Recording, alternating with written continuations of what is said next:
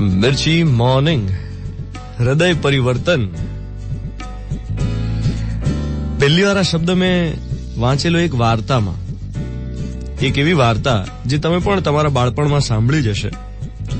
વાલિયો લૂંટારો વાલ્મીકી કેવી રીતે બન્યો. હવે એ સ્ટોરીમાં એક લાઈન આવતી કે વાલિયા લૂંટારાનું હૃદય પરિવર્તન થયું.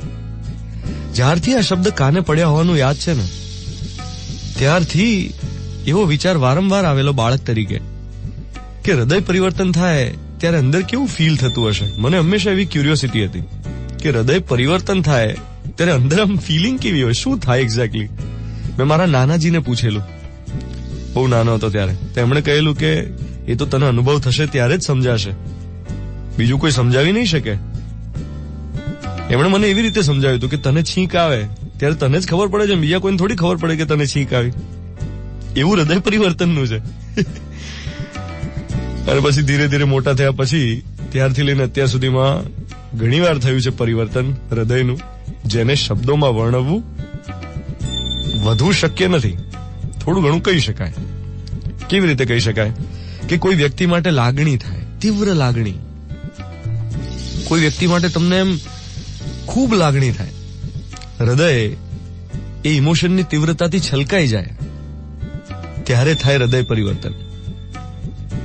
ક્યારેક એવું પણ થાય કે તમે કોઈ ભૂલ કરી હોય અને ભૂલનો અહેસાસ થાય. સૌથી પહેલા તો અહેસાસ થવો, અહેસાસ થયા પછી ભૂલનો સ્વીકાર થવો, સ્વીકાર કર્યા પછી પશ્ચાતાપ કરો અને પછી પશ્ચાતાપને અભિવ્યક્ત કરવો અને માફી માંગવી.